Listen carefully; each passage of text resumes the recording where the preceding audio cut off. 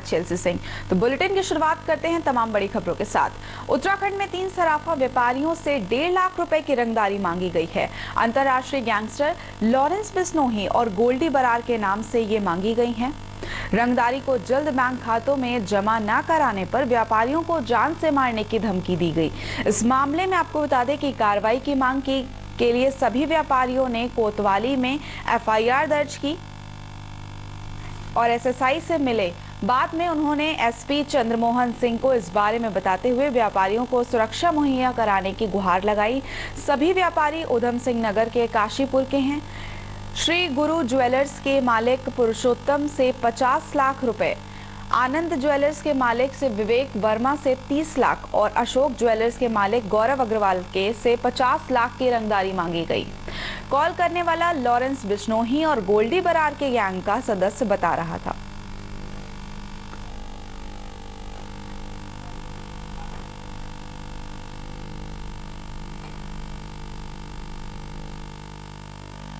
मैं अपनी शॉप पर बैठा था, वहाँ मुझे कनाडा के नंबर से फ़ोन आता है कि मैं गोल्डी बरार बोल रहा हूँ। तू गुरु ज्वेलर्स से बोल रहा है ना? मैंने कहा हाँ। कह रहा तू 50 लाख रुपए का इंतजाम कर ले, नहीं तो तुझे और तेरे परिवार को शूट कर देंगे। उसके बाद मैंने फ़ोन काट दिया। उसके बाद उसने 4-5 बार और फ़ोन करा, जो मैंने उठाया नहीं, और इसका संज्ञान मैंने कोतवाल साहब को अभी आके दिया।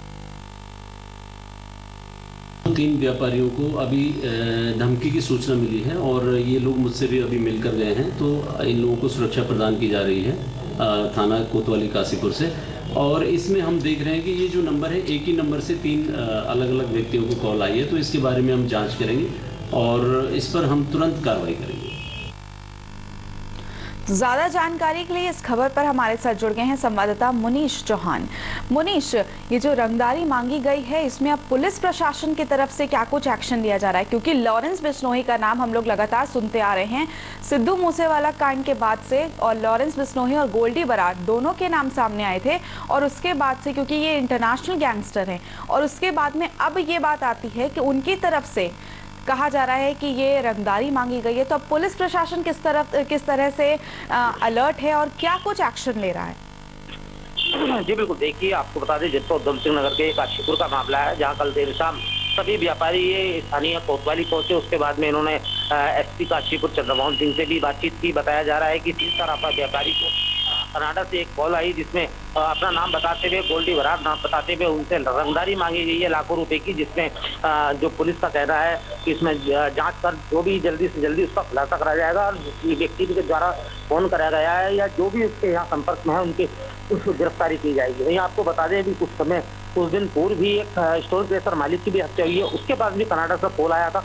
वहीं पुलिस इस मामले की गंभीरता को लेकर तुरंत जांच में जुट गई है। जी मुनीश, क्योंकि सुरक्षा मुहैया कराने की भी इन्होंने मांग की है, तो अभी सुरक्षा मुहैया इनको कराई जाएगी व्यापारियों को जिनको पास रंगदारी की मांगी गई है? जी बिल्कुल, देखिए पुलिस मामले की गंभीरता को लेते हुए स्थानीय कोतवाली की तरफ से जो सराफा व्यापारी है, जिन्हें धमकी मिली है, जिन्हें रंगदारी मांगी गई है, उन्हें सुरक्षा मुहैया करा दी गई है। जी ठीक है मुनीश, अधिक जानकारी के आपका शुक्रिया। तो उत्तराखंड के मुख्यमंत्री पुष्कर सिंह धामी ने हल्द्वानी स्थित रानीबाग में HMT फैक्ट्री की जमीन को देखा। इस दौरान उनके साथ सभी आला अधिकारी मौजूद रहे। CM ने कहा कि इस जमीन पर औद्योगिक विकास किया जाएगा। उन्होंने कहा केंद्र सरकार ने रानीबाग की जमीन को उत्तराखंड को हस्तांतरित किया है, इसके लिए उन्होंने केंद्र का धन्यवाद भी किया। उन्होंने कहा कि इस जमीन पर उद्योग विकसित कर युवाओं को रोजगार के अवसर दिए जाएंगे। इसके लिए पूरा हम एक मास्टर प्लान के तहत सभी विश्लेषण करने के बाद तो यहाँ पर अच्छे से अच्छा काम हो सकता है। उद्योग के क्षेत्र में, अन्य क्षेत्रों में उसका आकलन करेंगे और उसका आकलन करने के बाद उसका काम करेंगे। और इसी के साथ ही वक्त हो गया एक छोटे से ब्रेक का। जल्द लौटते हैं कुछ अन्य बड़ी खबरों के साथ।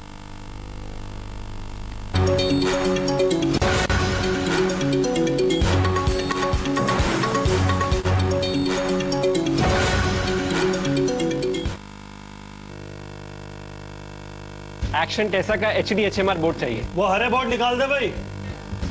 पर ये तो एक्शन टेसा का HDHMR बोर्ड नहीं है। सारे हरे बोर्ड एक जैसे ही होते हैं, हम बैठे हैं ना। क्या ये दीमक बोरर रेजिस्टेंट है हम बैठे हैं ना। और वाटर रेजिस्टेंट हम बैठे हैं ना। दे दो। किसी भी हरे बोर्ड को HDHMR समझकर घर लाओगे तो पछताओगे, क्योंकि सिर्फ एक्शन टेसा का HDHMR बोर्ड ही है वाटर, टर्माइट और बोरर रेजिस्टेंट।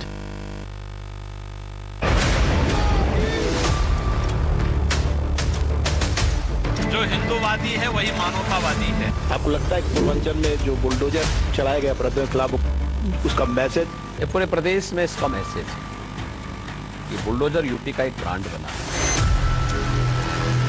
यकीन कीजिए मुमकिन है सब कुछ, सिर्फ संवाद। उत्तराखंड बनने में आपकी एक प्रमुख भूमिका रही है। ये शुरुआत कहाँ से हुई आपके राजनीतिक जीवन में?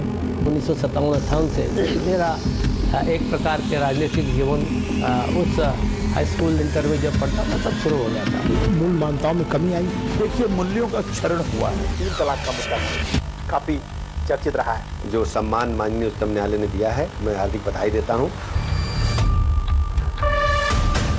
संवाद है तो समाधान। उत्तर प्रदेश की राजनीति में काफी मेहनत कर रही हैं, तो क्या माने कि ये मेहनत अपना दल के लिए कर रही हैं या भारतीय जनता पार्टी के लिए कर रही हैं? मेरा जो परिश्रम है या मेरे कार्यकर्ताओं का जो परिश्रम है वो इस गठबंधन को मजबूत करने के लिए है। पंडित दीनदयाल उपाध्याय ने जो सपना देखा था भारत का, क्या आपको लगता है कहीं साकार हो रहा है? माननीय अमित शाह जी के आने के बाद हिंदुस्तान का परिदृश्य बदल गया है। आपको लगता है कि इस तरह राजनीति में जो साधु संतों का आगमन ज्यादा हो रहा है तो उचित है? मैं इसको प्रारब्ध भी मानती हूँ। जो प्रारब्ध में होगा, चाहे सन्यासी हो चाहे गृहस्थ हो, उसका वो काम करना पड़ेगा। तो मोरे जी, हम माने कि उत्तर प्रदेश में जो सपना था उत्तम प्रदेश बनने का, वो पूरा हुआ।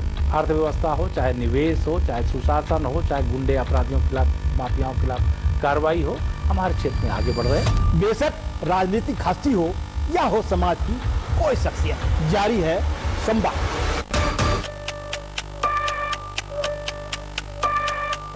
रियो ओलंपिक से पहले आपकी सर्जरी भी हुई थी, उसके बाद भी आपने ओलंपिक किया। जब आप एक बुरा टाइम फेस करते हो, आई थिंक उसको भी आपको पॉजिटिवली लेना चाहिए। रियल अर्थों में भारतीय जनता पार्टी दलितों के हित में काम की है।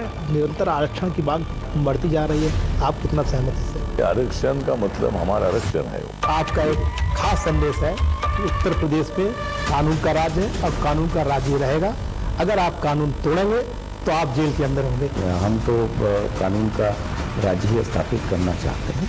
देखिए हमारे साथ संवाद सिर्फ सहारा समय न्यूज नेटवर्क पर।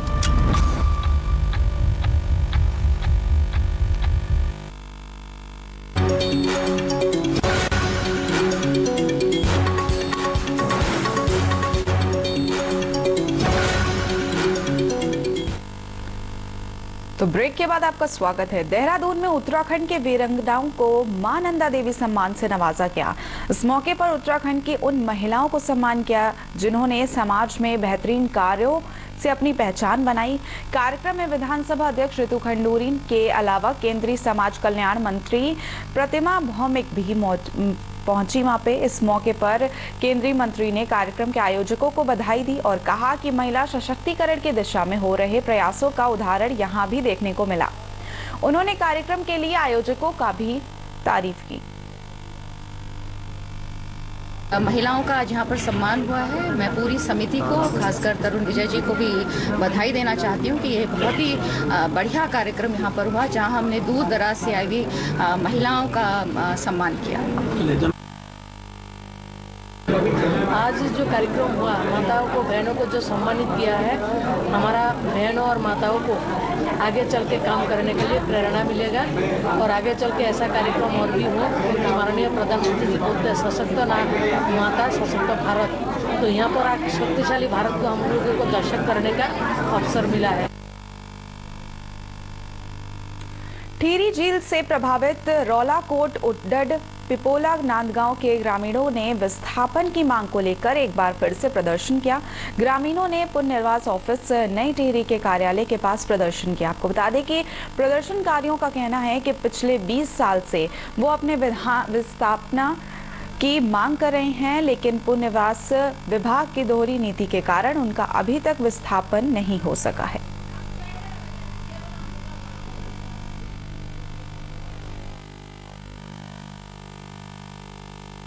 हमारी जमीन सन 2002 में डूब गई थी उस समय से हम इतनी लंबी चौड़ी लड़ाई लड़ रहे हैं, लेकिन आज तक हमारी किसी ने कोई सुध नहीं ली। और अभी हम रात को यहाँ पे बैठे हैं, ना तो कोई शासन प्रशासन से कोई आया, सब अधिकारी लोग, सभी शासन प्रशासन प्रतिनिधि सब चैन की नींद सो रखे हैं। हमारी मांग ये है कि जब तक हमारी मांगे पूरी नहीं होगी तब तक हम यहाँ पुनर्वास से उठेंगे नहीं। बिल्कुल, चाहे ये हमें जेल ले जाए, चाहे ये गोली मार। और कठोवटी डेट इनकी बहुत गलत रख रखी है। नीति हमारी सन 2013 में बनी, कठोवटी डेट सन 2007। ये काई का नियम है, ये काई का नियम है। और 75% गांव में डूब में आ गए, 25% वाले फिर छूट गए। तो क्यों छूट? जब सरकार का पात्र मान रखे हैं 25%, तो क्यों नहीं पात्र? ये लोग क्यों नहीं मान रहे हैं पात्र? 75% गांव डूब में आ गए तो 25% लेंगे। तो हमें क्यों छोड़ रहे? 25 भी नहीं है, 25% भी नहीं बच रखे। तो हमारा क्या गलती है इसमें? 2% हमारे काम है। तो हम ये भी नहीं बोले चलो उनको जमीन दी, तो हमें 75, 40 से 75, 44, 40 है जितनी भी है वो दे दो हमें। हम यहाँ बहुत सालों से यहाँ पर लड़ाई लड़ रहे हैं पुनर्वास के लिए, लेकिन अभी तो कोई सुनवाई नहीं है, सरकार से नहीं है, प्रशासन से नहीं है। और नेता लोग आगे आते हैं, लोग कुछ करते हैं। और विस्थापन का मुद्दा बहुत लंबे समय से चल के आ रहा है, लेकिन कभी कोई सुनवाई नहीं करती। और उत्तराखंड के सीएम पुष्कर सिंह धामी ने हल्द्वानी स्थित सुशीला तिवारी अस्पताल का निरीक्षण किया। इस दौरान उन्होंने मरीजों से बातचीत की और अस्पताल से मरीजों को मिल रही स्वास्थ्य सुविधा की जानकारी ली। इस दौरान उन्होंने अस्पताल प्रबंधन को निर्देश दिए कि अस्पताल में व्यवस्थाओं को सुधारने के लिए जिस भी चीज की जरूरत है उसका प्रस्ताव बनाकर सरकार को भेजा जाए, ताकि अस्पताल में स्वास्थ्य सुविधाओं को बढ़ाया जा सके।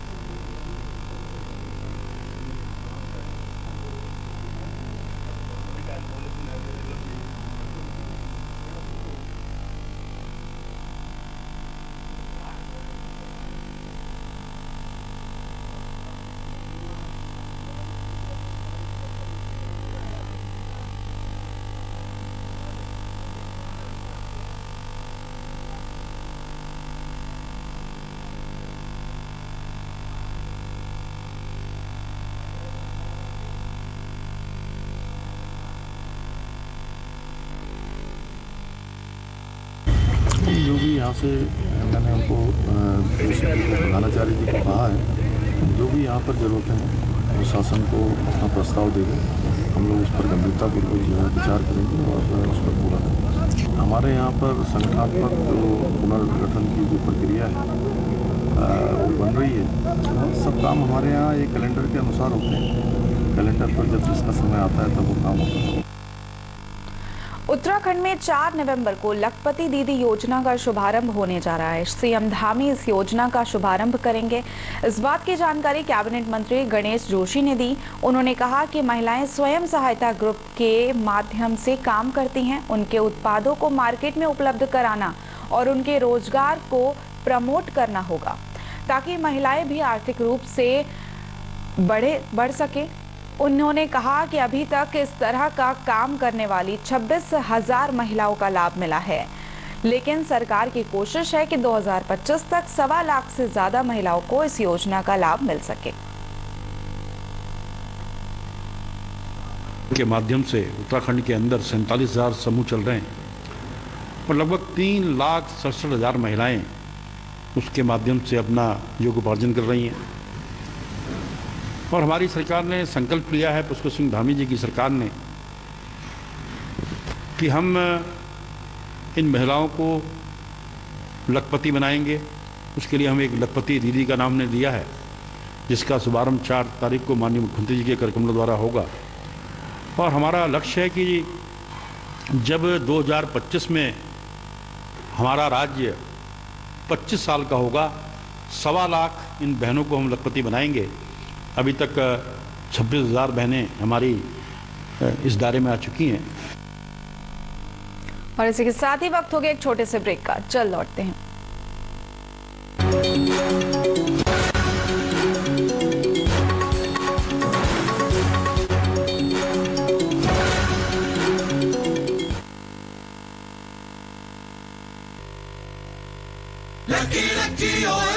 ओकाया इलेक्ट्रिक स्कूटर लेकर आए हैं लकी ओए लकी ऑफर। स्क्रैच करो कूपन और जीतो निश्चित इनाम। Car, laptop, LED TV, smartphone, microwave, silver coin और कैश ही कैश। तो कूपन स्क्रैच करो।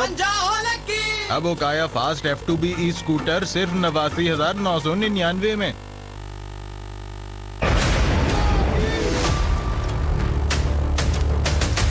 जो हिंदूवादी है वही मानवतावादी है। आपको लगता है कि पूर्वांचल में जो बुलडोजर चलाया गया अपराधियों के खिलाफ उसका मैसेज, ये पूरे प्रदेश में इसका मैसेज है कि बुलडोजर यूपी का एक ब्रांड बना है। यकीन कीजिए मुमकिन है सब कुछ, सिर्फ संवाद। उत्तराखंड बनने में आपकी एक प्रमुख भूमिका रही है। ये शुरुआत कहाँ से हुई आपके राजनीतिक जीवन में? 1957-58 से मेरा एक प्रकार के राजनीतिक जीवन उस हाई स्कूल इंटर में जब पढ़ता था तब शुरू हो गया था। मूल मान्यताओं में कमी आई। देखिए मूल्यों का क्षरण हुआ है। 3 तलाक का मुद्दा काफी चर्चित रहा है। जो सम्मान माननीय उच्चतम न्यायालय ने दिया है, मैं हार्दिक बधाई देता हूँ। संवाद है तो समाधान। उत्तर प्रदेश की राजनीति में काफी मेहनत कर रही हैं, तो क्या माने कि ये मेहनत अपना दल के लिए कर रही हैं या भारतीय जनता पार्टी के लिए कर रही हैं? मेरा जो परिश्रम है या मेरे कार्यकर्ताओं का जो परिश्रम है वो इस गठबंधन को मजबूत करने के लिए है। पंडित दीनदयाल उपाध्याय ने जो सपना देखा था भारत का, क्या आपको लगता है कहीं साकार हो रहा है? माननीय अमित शाह जी के आने के बाद हिंदुस्तान का परिदृश्य बदल गया है। आपको लगता है कि इस तरह राजनीति में जो साधु संतों का आगमन ज्यादा हो रहा है तो उचित है? मैं इसको प्रारब्ध भी मानती हूँ। जो प्रारब्ध में होगा, चाहे सन्यासी हो चाहे गृहस्थ हो, उसका वो काम करना पड़ेगा। तो मौर्य जी, हम माने कि उत्तर प्रदेश में जो सपना था उत्तम प्रदेश बनने का, वो पूरा हुआ। अर्थव्यवस्था हो, चाहे निवेश हो, चाहे सुशासन हो, चाहे गुंडे अपराधियों के खिलाफ, माफियाओं के खिलाफ कार्रवाई हो, हमारे क्षेत्र में आगे बढ़ रहे हैं। बेशक राजनीतिक हस्ती हो या हो समाज की कोई शख्सियत, जारी है संवाद।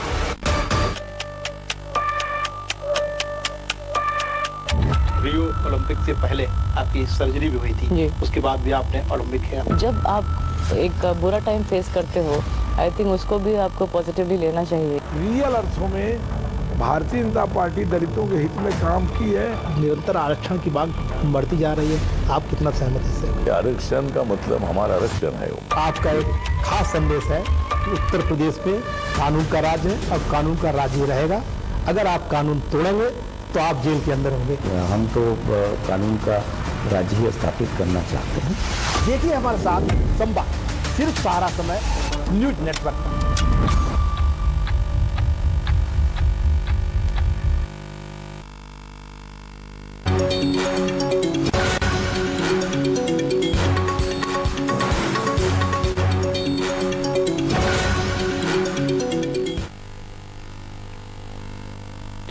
उत्तराखंड विधानसभा के वर्तमान सचिव मुकेश सिंघल को सस्पेंड करने के बाद अब विधानसभा को नए सचिव की तलाश है। विधानसभा अध्यक्ष ऋतु खंडूरी का कहना है कि नए सचिव की भर्ती पारदर्शी तरीके से होगी और उन्हें एक अनुभवी सचिव मिले। उन्हें विधायी कार्यों का जानकारी भी होनी चाहिए। वित्तीय प्रबंधन में कोई गड़बड़ी ना हो, इसके लिए फाइनेंस ऑफिसर की जल्द नियुक्ति होगी।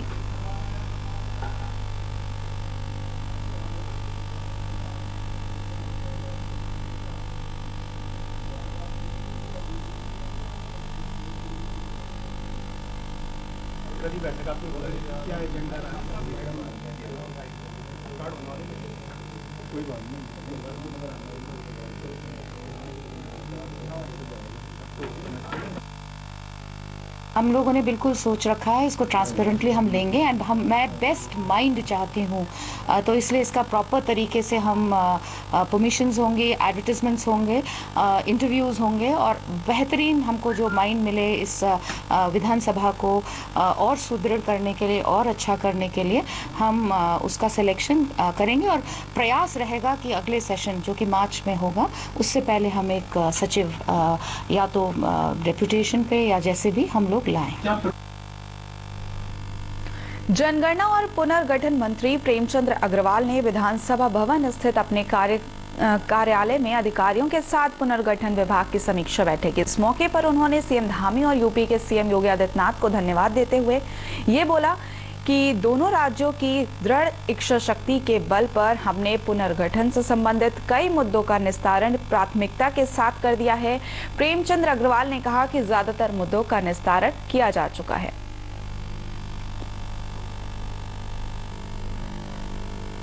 उत्तराखंड का स्थापना दिवस आ रहा है। मैं सबसे पहले बहुत बधाई दे रहा हूँ।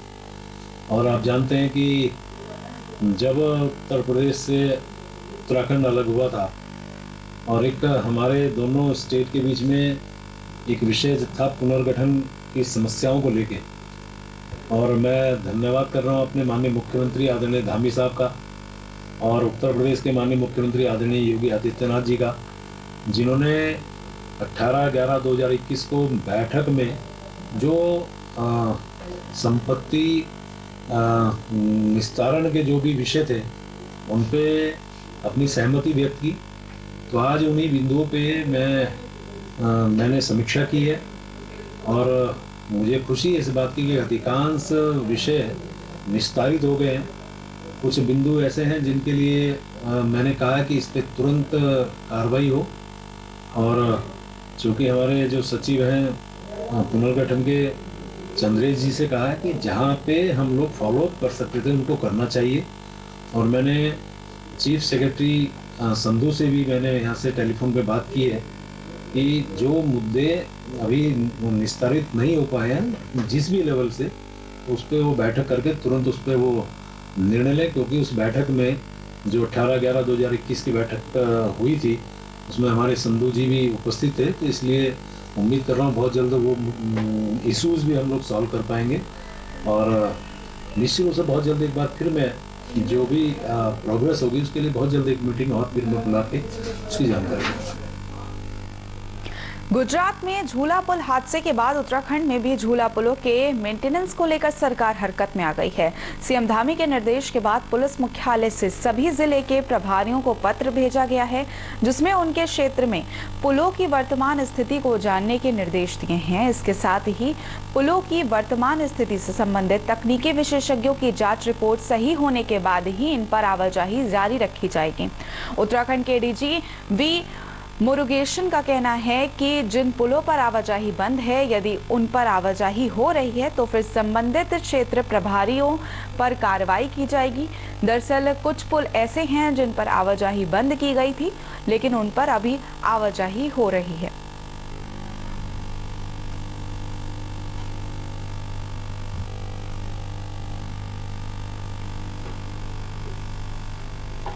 उत्तराखंड पुलिस ने सभी डिस्ट्रिक्ट के एसपी इंक्लूडिंग जीआरपी के एसपी को एडवाइजरी इशू किए हुए हैं कि जहाँ पे भी हमारे ऐसे जो पुराने ब्रिजेस हैं तो उसको डिस्ट्रिक्ट मजिस्ट्रेट के कोऑर्डिनेशन में करके चेक करा लिया जाए, तो वहाँ पे लोग आगमन का उपयोग है कि नहीं। जहाँ पे भी ऐसे ब्रिजेस सामने आएगा जहाँ पे आगमन के उपयुक्त नहीं है तो फिर वहाँ पे अकॉर्डिंगली वो डिस्ट्रिक्ट एडमिनिस्ट्रेशन के मदद से कार्रवाई की जाएगी। हरिद्वार जिले की ज्वालापुर विधानसभा से बीजेपी के पूर्व विधायक सुरेश राठौर ने श्री गुरु रविदास अखाड़ा बनाने की घोषणा की। उन्होंने कहा कि वो कुंभ में निरंजनी अखाड़े के साथ विशेष गंगा स्नान करेंगे। खास बात यह है कि अखाड़े का महासचिव पूर्व IAS अधिकारी किशन चंद को बनाया गया। जानकारी के मुताबिक आश्रम में चल रही कथा के दौरान उन्होंने ये घोषणा की है। साथ ही उन्होंने ये भी कहा है कि अखाड़ा दलित समाज की बेहतरी और धर्मांतरण रोकने के उद्देश्य से काम करेगा। आपको बता दें कि पूर्व IAS अधिकारी पर भ्रष्टाचार और आय से अधिक संपत्ति के आरोप में मुकदमा दर्ज है।